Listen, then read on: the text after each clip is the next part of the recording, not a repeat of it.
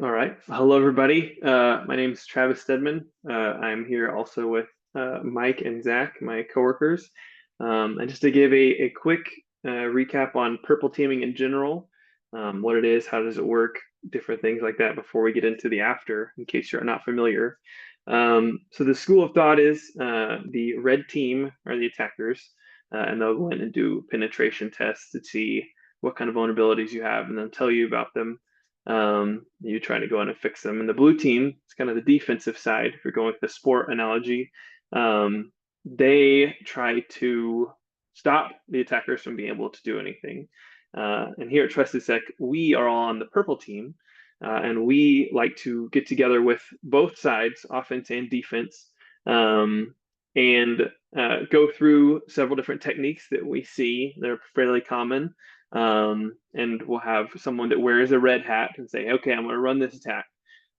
We run it, we screenshot it, we put it in a report, say, okay, what did you see on the blue side? And then the blue side will say, I saw this or I didn't see this.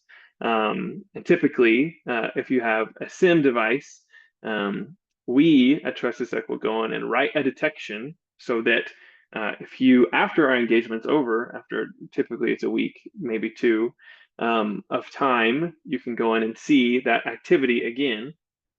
That all gets handed to you in the report. We also, on the purple team side for reports, if there's any kind of EDR you have or any other defense mechanism in place, we make sure to give credit where credit's due and put that in the report as well, saying, hey, we're able to run this user ad, but it would have been blocked by, insert EDR name here. So just to make sure that everybody is aware of what you're working with. And the main focus of today is kind of what we've learned after doing the amount of purple teams that we've done, and then what we recommend you do after the fact. So we finished your purple team. That's awesome. Everybody had a great time, lots of laughs, lots of fun. You get your 100, 200-page report of detections and attacks and screenshots. What do you do next? So that's kind of what we're going to get into today. And yeah, Mike, Zach, did I miss anything in the intro? Anything important you guys can think about? I think that's a good summary of how that goes, right? To lead up into next step and action items, right? That is the basic idea. Okay, good. Um, so yeah, I guess we can, and as you guys have questions, or if you're curious about anything, post in the Q&A. We'd love to go through and answer those. The first question is, so you just finished the report. We just got to the report. You have it. The engagement's over. What do we do next? So we have this big, massive report of all these things. What can our organization do with this information? So Zach, Mike, you kind of want to begin to talk about that? Yeah, so right when we finish, or I guess whenever a purple team finishes, right? It doesn't matter who it is, you have a lot of output from there. And whether it is you've created detections at that point in time, or you have a bunch of scenarios that could use detections or aren't covered, then you want to collect those, right? Make those action items for your team or teams and see what you can get put in place at what time. Uh, Prioritization is definitely a step, right? There are going to be several discussions. Depending on how your team is structured, that could be meetings with engineering or application owners for logging. Maybe you're missing logs. There's a lot of things to talk about. I don't know Yeah, if that Mike, also you had brings something. us to the prioritization too. There's a couple different ways that you can look at it as you go through the report. As we deliver our reports, we start with the criticals at the top and we work our way down to the lows. And it can be tempting to always start with that critical.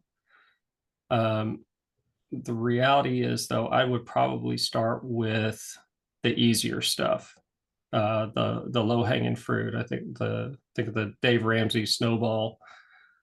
You're going to feel a lot better if you can get 20 or 30 detections going, fully working, than spending a month trying to work on the single critical, right? You're going to get more coverage. That is where I would prioritize, especially since most of the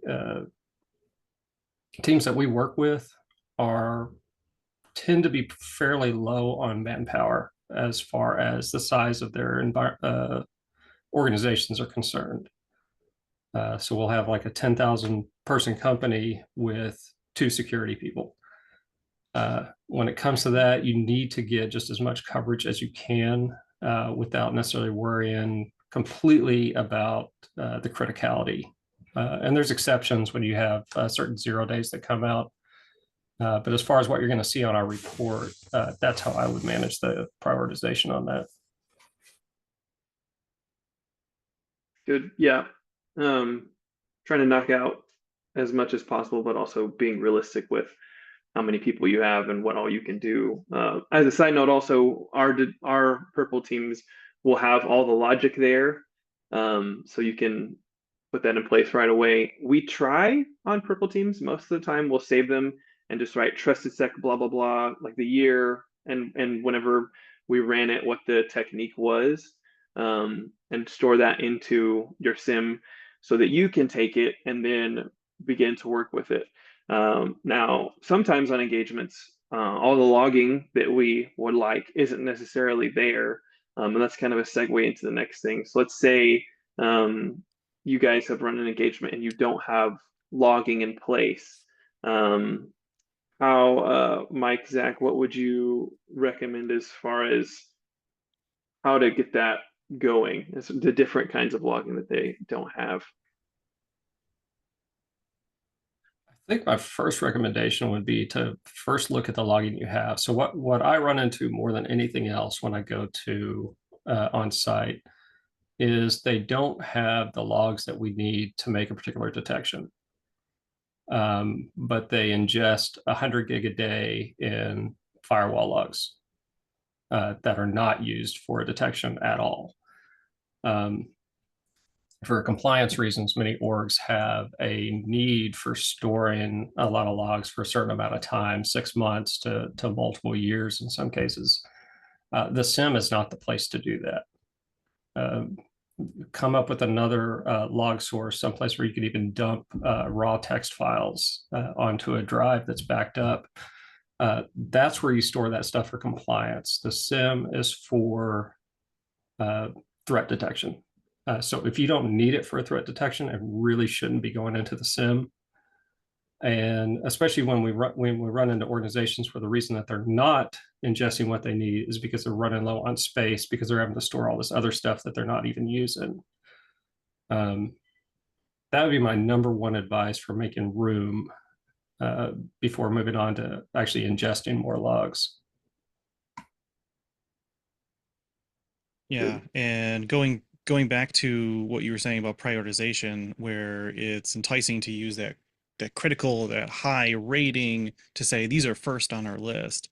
I think scenarios where they couldn't be detected because there are missing logs, that would actually be the highest priorities, because those logs might fuel more detections than just the one scenario. And you start looking at getting those logs in, whatever has been identified. And just as you were saying, Mike, where it can be really hard for organizations to add logging on because of the cost. Where if you're trading logs out, that's actually a really good argument to make, because you say, hey, we have 100 gigs a day in these logs. We don't use them. They're unusable. We don't need them for anything, but we store them for eternity. And then you say, but I really need these logs, whatever, 4688s or whatever, and you don't have them. So how about we dump these logs and then we'll replace the 100 gigs a day with 20 gigs a day in these other logs. And it's cost savings, plus we're fueling our detections. And I think that's actually a really great argument to make to get some traction on these detections, and then it actually enhances your team and makes them more effective, and the whole security organization as a whole inside. Yeah, I think that's solid.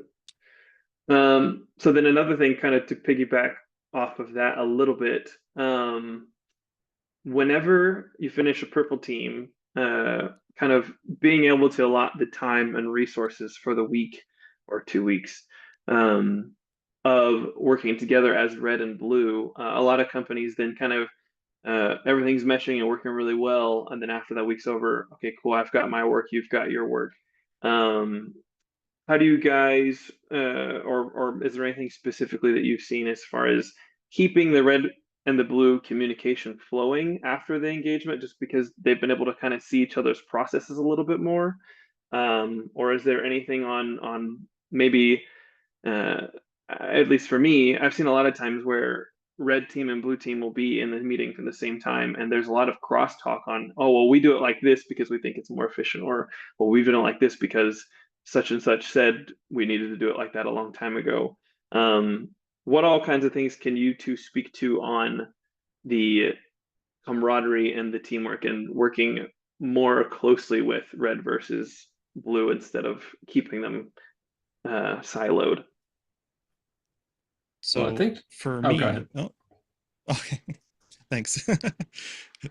For me, I don't think any team should be in isolation.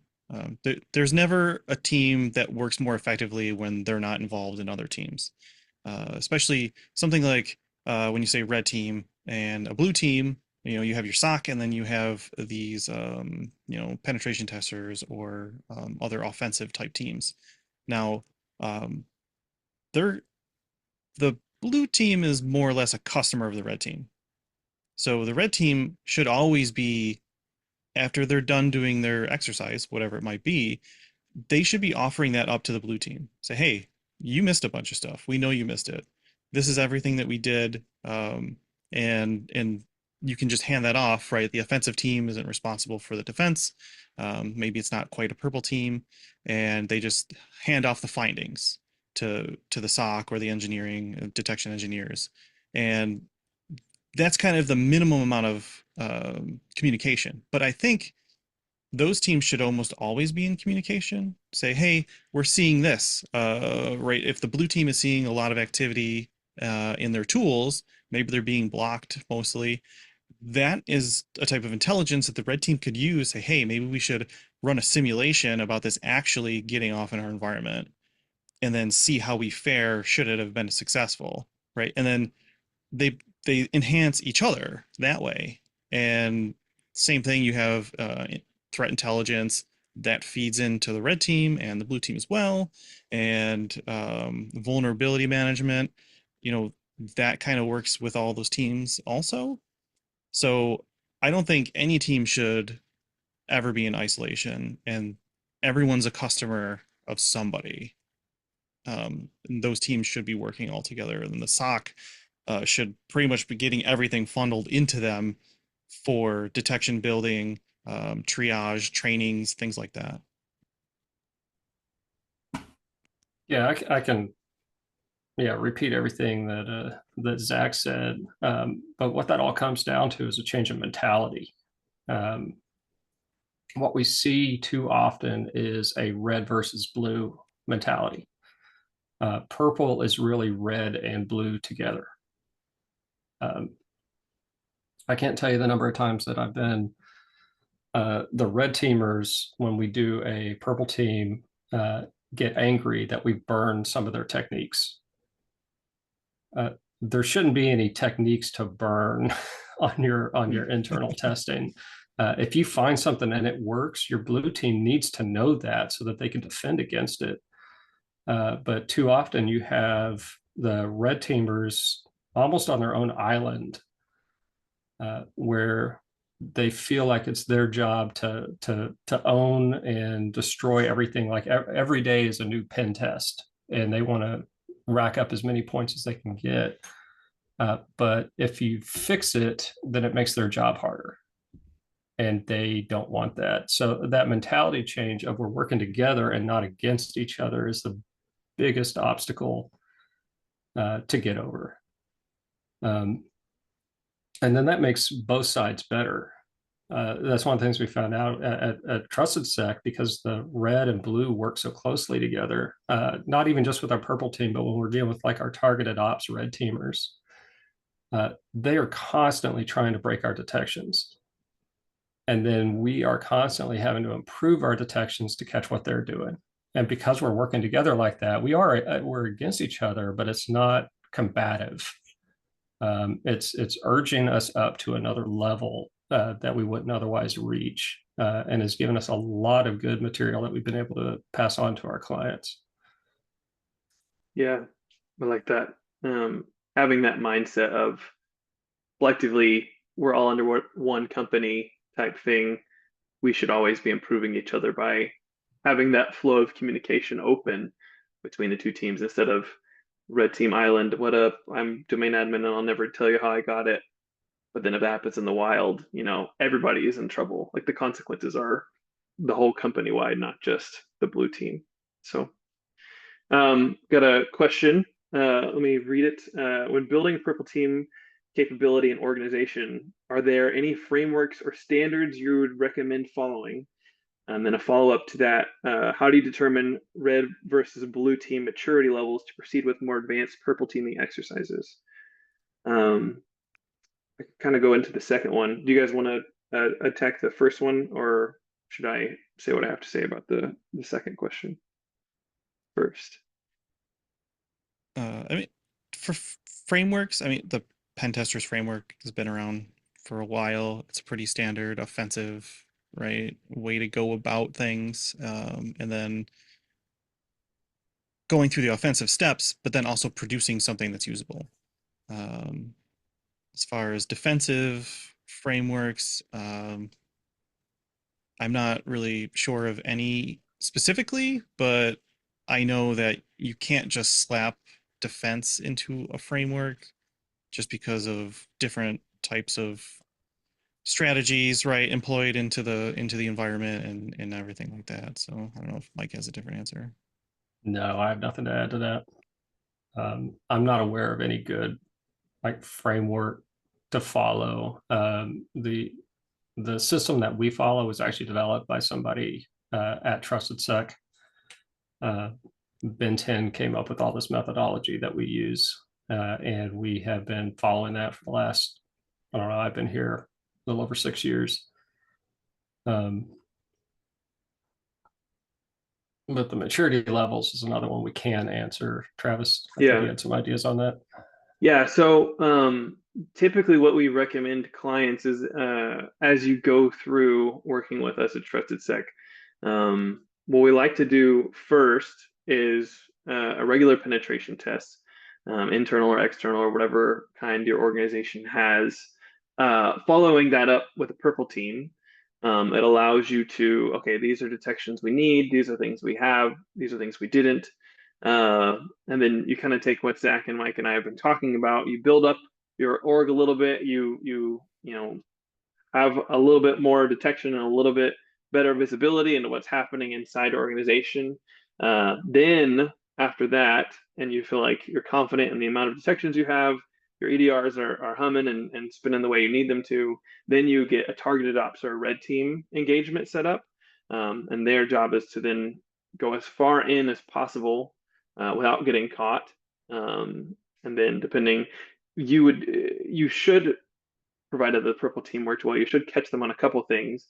But then you follow that up once you've repeated the previous process to then have another purple team specific being like, okay, we caught them here, but we didn't catch them on this specific activity. Can you guys help us write something? Can you help us build something out?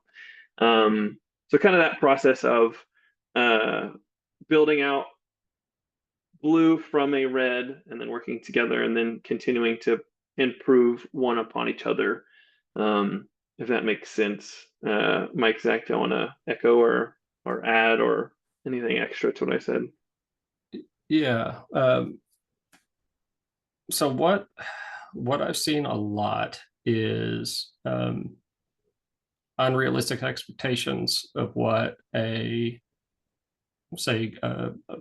newer blue team should be able to do.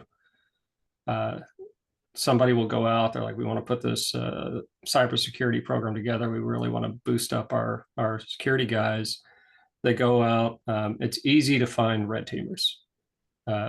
Really, it's fun. It's glorious. These guys get all the recognition. Look at all the stuff that look at all these great tools that they made. And then on the defensive side, you have people who are always on the back foot. No matter what happens, they're always behind the attackers. And there's not a solution for that. So what often happens is you end up with a very mature red team and a blue team of some newbies who are trying to break in. And this is not a fair fight. And then the management comes in and says, well, we want to be able to detect all the TTPs from this nation state actor. Get to work. And you've got a team that can't even tell when people log in because they don't have the logs that they need. So developing a realistic understanding of where your teams are is the first step. And then start with like I said, with the low-hanging fruit, the easy stuff. Make sure you can actually see that, because even though it's not flashy, there's all of these things that attackers all have to do. Everything that attacker does is not some super skillful 0-day. Often it's just logging in from an odd location. Can you pick that up? Don't think I worked for a company where the red team was doing this. They were full bore, hitting them with everything they had. And when people complained, the security officer said, well, do you want me to train these people to fight SEAL Team 6 or the Boy Scouts? He said, well, I'd like to know that they can handle Boy Scouts before I put them up against SEAL Team 6. And so that set them back where they were able to start a little bit easier and work their way up to a more mature program. But that takes time. Yeah. Going off of that, right? My recommendation, it doesn't matter if you have an internal team, if you're hiring an external company to run a purple team. When you start out, it should always be at the basics. It doesn't matter how mature you've been rated or how mature you think you are in your SOC. If you're going to start testing that, go basic. I can't tell you how many times we show up for purple team exercise, and we do a very basic attack, and we highlight some issue with the detection of that. Whether it's just a miss, maybe the logs aren't accurate, maybe they're not parsed well, and without testing that ground level ability, you may have some excellent telemetry that catches these very advanced tactics, but if someone just comes in with off-the-shelf products and you're missing it because of some odd thing that's happening in your environment, then you're going to trip over the easy stuff. So um, gauging the maturity of both sides, I don't think it matters how mature each side is. You should come in at the lowest level and start building up, and then you'll mature together. You'll catch that low hanging fruit type deal where parsing logs are missing, things of that nature, and then you can start ramping up your complexity, and then you can get to the point where all your alerts are quiet, everything's tuned super well, your sim is very lean and efficient with what logs are being used and the conversion to alert usage and hunting usability. And then you can start testing that against extremely complicated attacks, these nation state level threats that you perceive you're going to be a target of. So that would be my advice, basically echoing everything the other two said. Good. All right, got a couple more questions that have come in. Thank you all for participating. Let me see. The next one, what key milestones would you define as in a sequential purple teaming progression that indicates the blue team is ready to defend against stealth and evasion tactics using red teaming? That's kind of what we answered. I guess, do y'all have anything more specific as far as like the techniques or tactics that we should kind of, I mean, so I'll give you a little bit of answer. So we at Trusted Sec, we have different phases to where we will run things that are more simple and that it's easier to catch provided you have the right telemetry. I don't think that's public or standard anywhere, like phase one versus phase two. Do you guys think of anything specific that we could use to answer that question?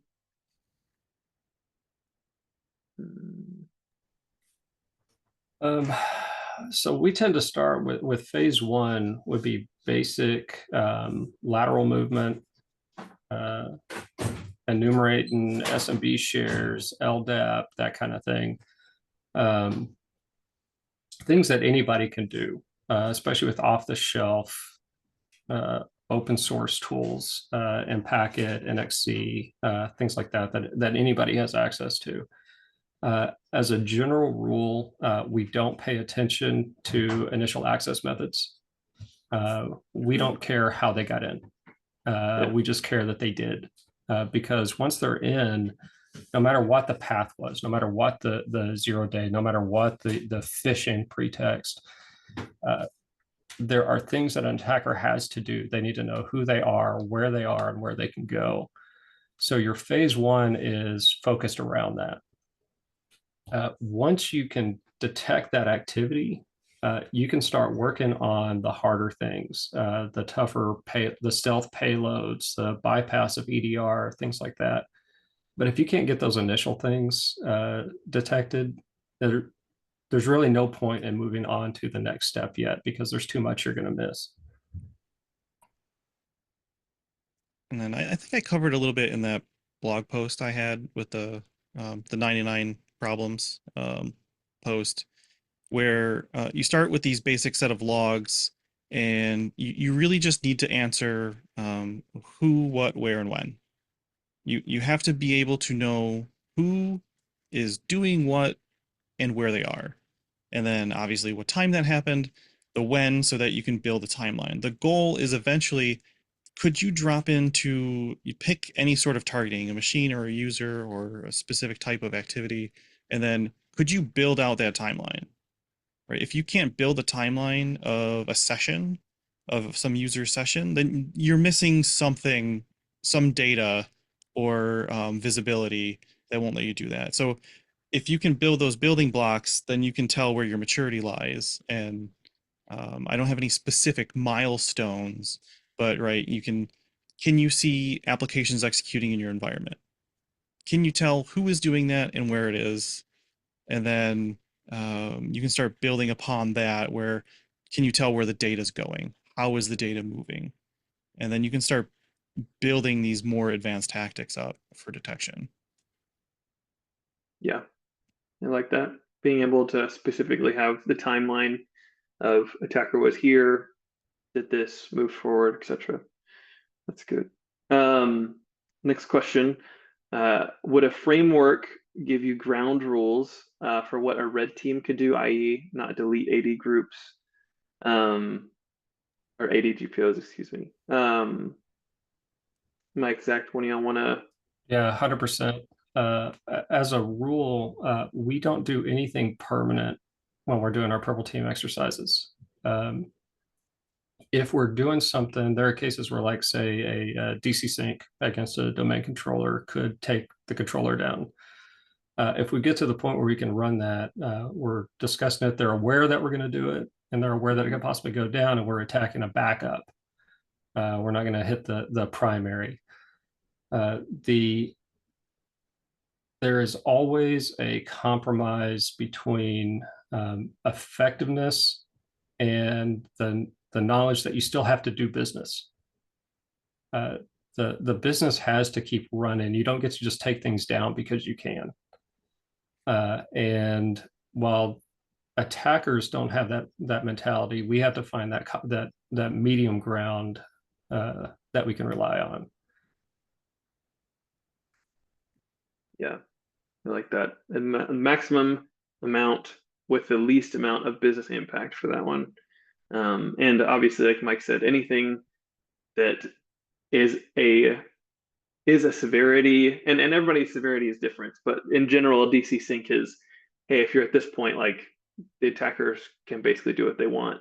So letting everybody know, hey, we're about to do this, and then writing a detection for that one, it kind of gives some gravity to the purple team, because now if it happens next week when we're gone, there should be bells and whistles ringing, kind of thing.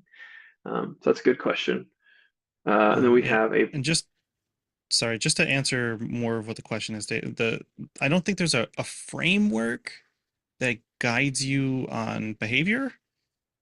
So much as I think that is a discussion with the teams on the appropriate guardrails for activity.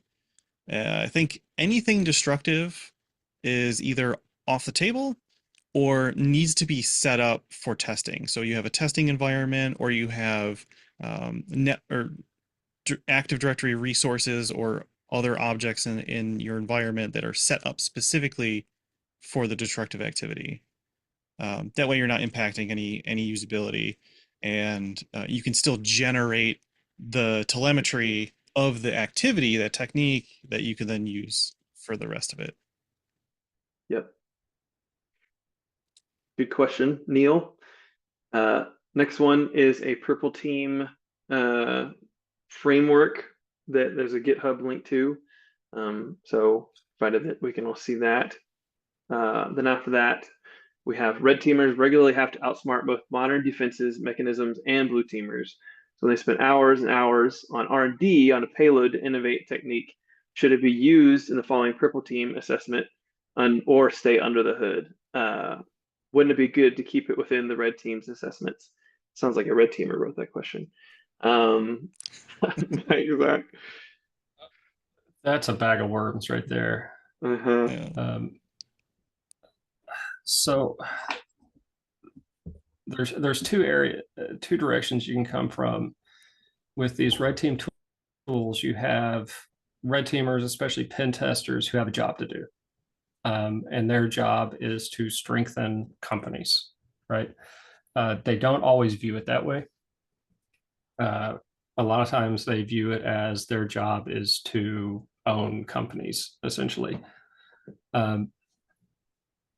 The reality is, yes, you spend a lot of R&D on payloads, on developing techniques, but what is the purpose of doing that? Is the purpose so that you can attack as many companies as you want with impunity, or is the purpose to strengthen the company? Because the reality is you have a lot of white hat hackers out there who are building these tools. And there's a lot of really smart people out there. You have to assume also that the bad guys are coming up with the same techniques. But they're not telling people. So letting those tools out, on the one hand, allows defensive teams an easier way to secure themselves. They're given the tools that they need to defend against the bad guys. On the other hand, you're also potentially equipping bad guys with tools. This is not a debate that's going to be solved right here. But feel free to hit Twitter. Zach? Well, I would say, machine. yeah.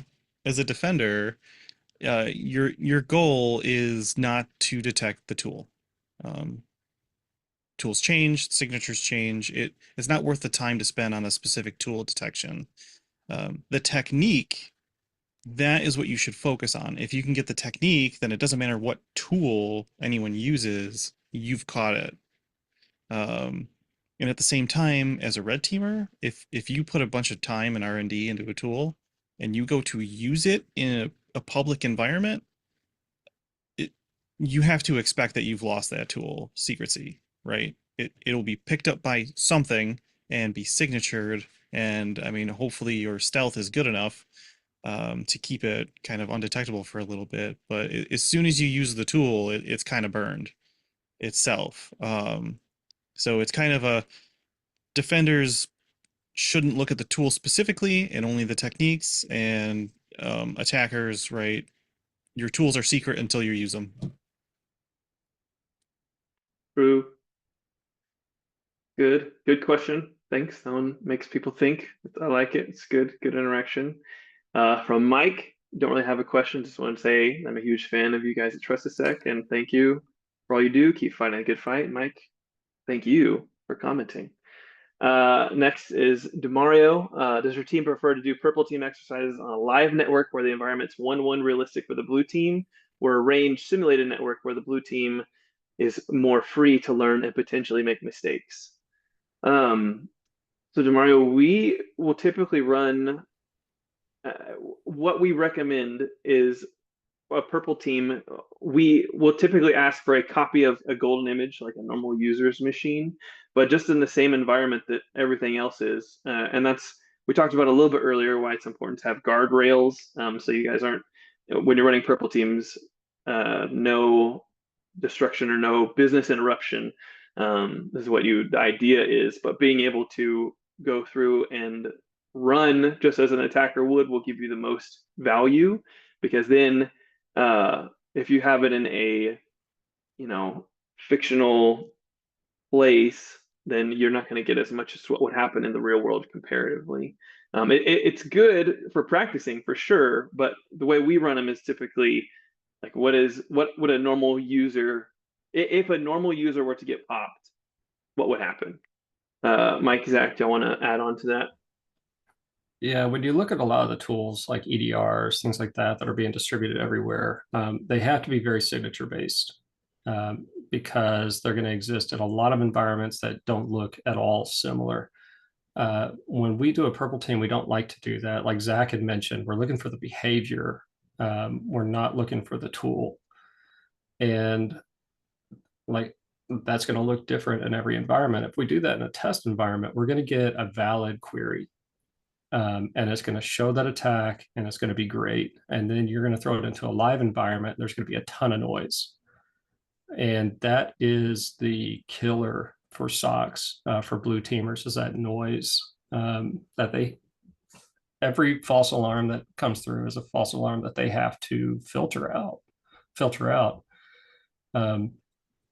So to do the job effectively, we'll practice in a test environment, but we really need to be in a live environment to give you the best fidelity on those detections.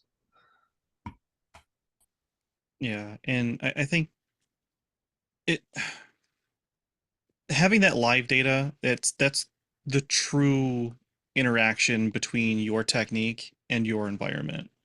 I can see that you wouldn't want to further stress your defenders if you're running a purple team, right? You've got these attacks, and if someone were to respond to that, you're taking them away for something that could be realistic.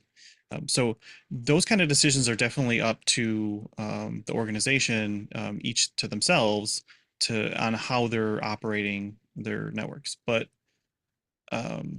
where the comment about blue teamers making mistakes, that's okay. I don't think if your defense team misses a detection on a test like with a purple team, even if it's a real detection, they shouldn't be admonished for that, right? Because that's a whole a strategy miss, right? You didn't have a log, you weren't actually watching for that specific scenario. Maybe the attack was just different enough to not pick up on your query or your detection, and it's about learning, right? That's an opportunity. It's not a failure. Now, there are situations where the defenders are responsible for their determinations, but I think in the context of a purple team, there are no mistakes, whether it's in the live environment or a test environment. Everyone should be there, everyone should be communicating, and it's all about learning for everybody. Solid. Agreed. Opportunities, not mistakes. Okay, next question is from Frank. In our experience, what's the most common gap you observe between red and blue team processes during purple team engagements? And how do you recommend leveraging automation or continuous feedback loops to close the gaps, especially when scaling these exercises across large, complex environments with diverse security tooling and log sources? Let's see. Well, I think the worst thing is going back to the communication thing. When you have, you don't have a specified purple team, you have a red team and you have a blue team. It's when the red team just tosses the stuff over at the blue team, never says anything. You just hand them a report, and then the blue team will just receive that, and there's no direction. They're just like, we'll get to it when we're out of the queue. Without that discussion, right? It it looks like two different things, right? There's no investment in that activity. So with that gap is the investment where the red team has a job to do, the blue team has a job to do, and they do their own jobs, and they don't want another work generator. But if they become partners and they do an activity and they say, hey, check this out, I did X attack and I completely owned you and you missed it. Do you want to see how that looks? And usually that's really exciting for a blue teamer. They don't really get that attacker's perspective. And they would, I don't think I've ever had a defender say, no, I don't care about that. I don't want to see anything what you're doing. Usually it's pretty exciting time when they get to hang out with the attackers and then maybe even be part of that process. So Yeah. I think that's the gap, is the communication. Yeah. Yep. Mike, you got anything? I completely agree with that. That's the biggest gap. On the second part where we talk about the continuous feedback loops, that's communication. And it segues, I know you haven't read it, but it segues into the next question about integrating continuous threat exposure management into a program, where they're asking about automation versus manual, right? A lot of companies don't have a red team. They just have blue. And in those cases, and when we do a lot of purple teams with companies like that, where that feedback loop doesn't exist, not because they're enemies of the red team, but because there is no red team to talk to. And so we come in and we become that feedback loop for 4 days, 5 days, whatever it happens to be. That's hard for a company to do. And as defenders who are usually understaffed and overwhelmed, learning all of the red stuff too kind of becomes a bridge too far, right? So that's where the automation, I would definitely recommend investing into that early. You've got a number of options like Red Canary. I think that's probably the biggest one right now, where you can automate that. And you also want to be testing your detections regularly.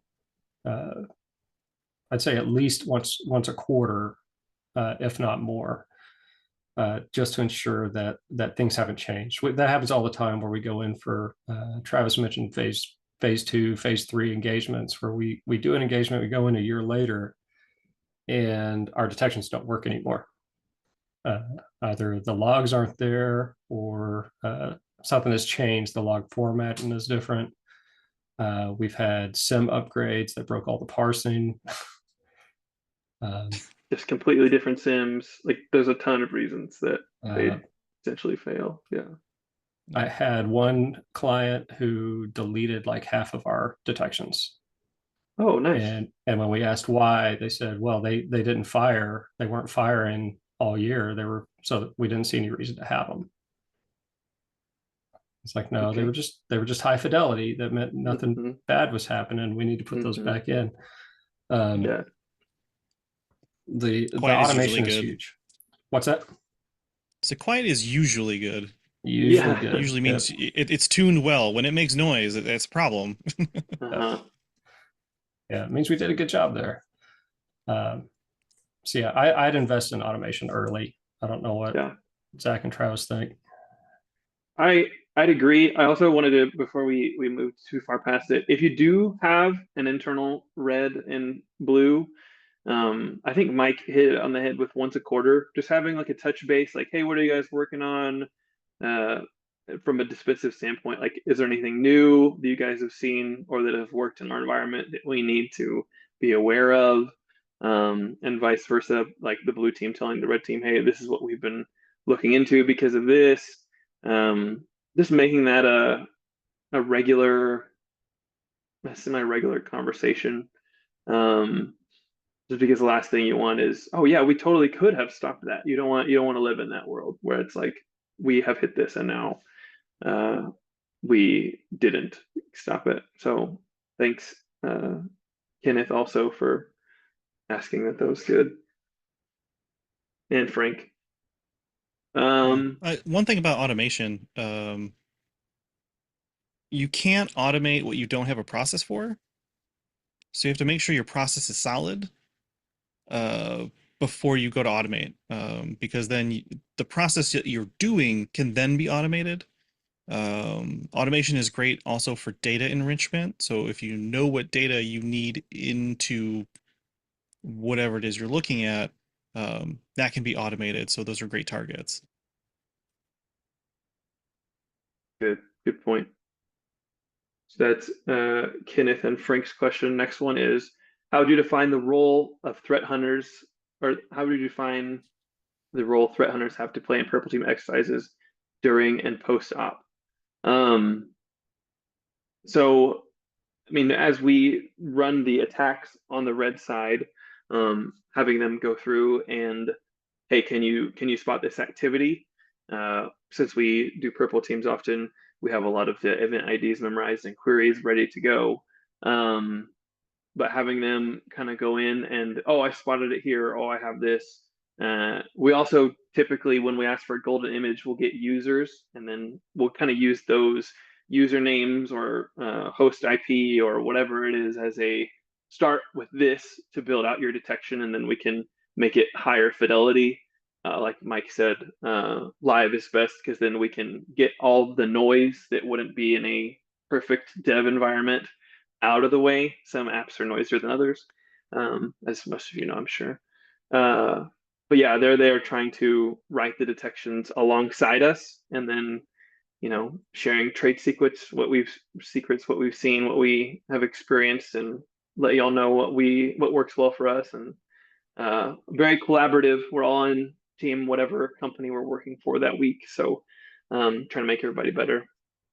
Mike, Zach, you got anything on that one? I don't think people ask enough questions about threat hunters. But I like the idea.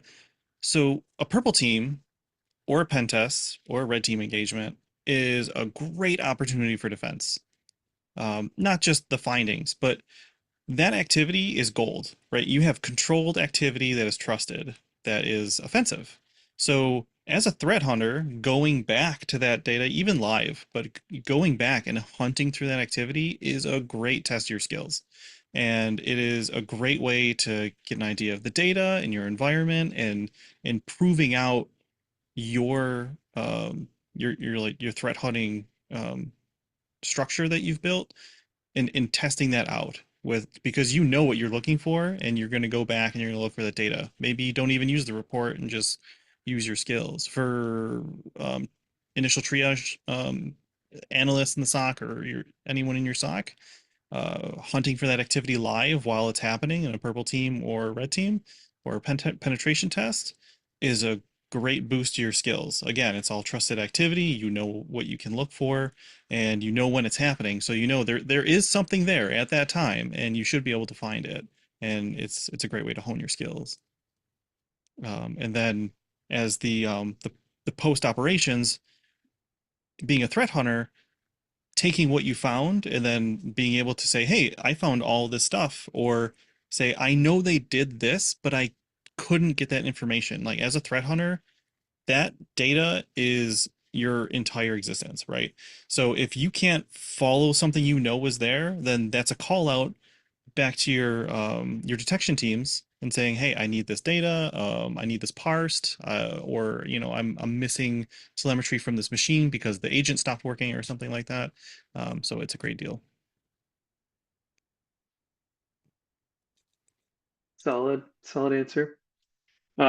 Next comment, red teams exist to make defense stronger. Train the blue team and identify gaps in the defenses to close. It's fair, accurate. Next one. How do we figure out who to fire after the first report? Mike will normally just tell you. You just ask him and It's the new he'll guy. point the finger. Yeah, the new guy. Yeah, whoever is the newest guy at the time. So that's funny. No one gets fired from engagements. Yeah, No one gets fired. don't fire people. That's good comment. Next question. How do you suggest a path for sysadmin migration to cybersecurity? My gut says blue first, since red often has to know how to program, write their own payloads.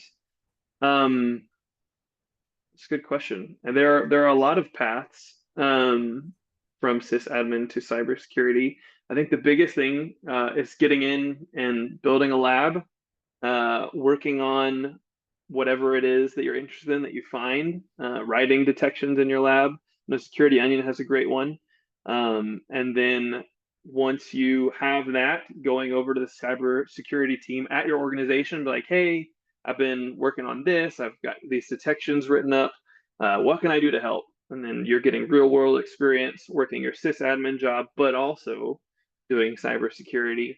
And if they ask you to do blue stuff, do blue stuff. If they ask you to do red stuff, do red stuff.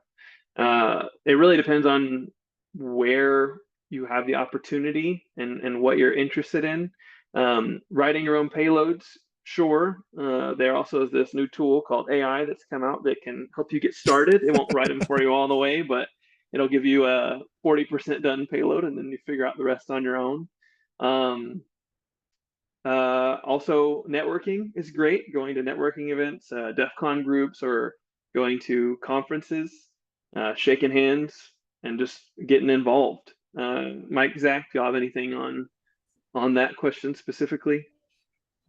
Yeah, as somebody who started as sysadmin on Solaris back in the 1900s, that's the path I took. Where I started as a sysadmin. There's a few things there. One, that's a good place to start because a lot of when you look at especially red team hacking is just making things work the way that they weren't intended. That's really what that is. If you don't understand how they're supposed to work in the first place, they're harder to break. 100%. And as somebody who as a sysadmin, there's a lot of side knowledge that you get, including networking, because it's never a network problem. You learn about DNS because it's never DNS. Why can't I see my stuff? You don't know any of these things. And so you've got all this knowledge that you've built up around your regular day job. And you can turn that into breakage, which is where the red team comes in. Blue team is a more reactive job where you're responding to what other people are doing. But if you have that knowledge of systems administration, it makes you better at defense because you know how to secure an environment. Not necessarily, you may not know what the individual attack is going to be, but you know how to use firewalls, how to use local firewalls, how to use segmentation to limit access. I don't think that there's a better way to go. And as far as writing your own payloads, that we work as a team. When I need a good payload, I ask Zach. He's my AI. Because I'm terrible at that part. But I've done a lot of development I've done a ton of development, especially when I was doing systems administration. A lot of that was scripting, trying to automate processes with upgrades and things like that. Ideally, you're not a one-person team. And you have other people with other skills that you can lean on. And that's what we have at Trusted Sec, is I have a ton of people that I can lean on and say, hey, I don't know how this works. I don't understand this. And there's an expert that we have that's happy to fill me in on it. So surround yourself with people with that knowledge, and take advantage of them. Yeah, I would second all of that. Some of the most effective security individuals were sysadmins. I was a sysadmin. I did engineering for a while, and I moved into the security space. I think that knowledge that you're gaining there is invaluable for when you go to either defend or attack. And I think a defender with the attacker mindset is highly effective as a defender. So I think that experience, it's all about experience, is what makes you really good in attacking and defending in cybersecurity. As far as programming and scripting and all that's concerned, you don't have to be a pro. You can still get the job done without that stuff. Um, you know, learning how to do some of that stuff in the basic mode. I mean, when I'm building a script or I'm writing a payload or whatever, it's a lot of Googling. I don't just whip it out of my head and just build it perfectly every time. It's all a lot of troubleshooting. I think a lot of knowledge on how the tools work is having to fix them because they don't work when you run them the first time, right? Just as Travis was saying, labs and things like that. There are a lot of things out there that allow you to test these attack methodologies, labs or other things like that. And in running those tools will give you a better idea about how all of that works. Invariably, you'll have to fix them or support them in some way.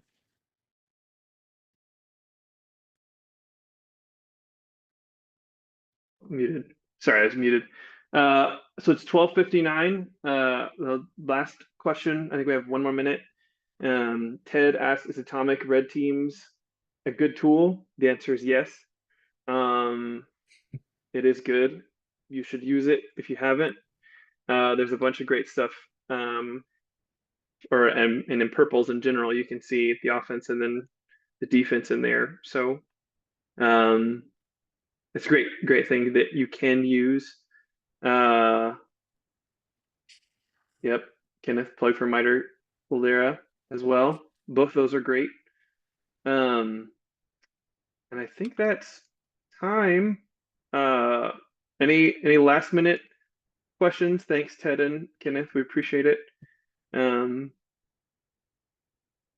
if not, we really appreciate it. Had fun today. It was a good conversation. Hope you guys feel like you know a little bit more about what to do post purples. And yeah, we'll hope we get to work with you guys soon. Thank you. Thank you, everyone.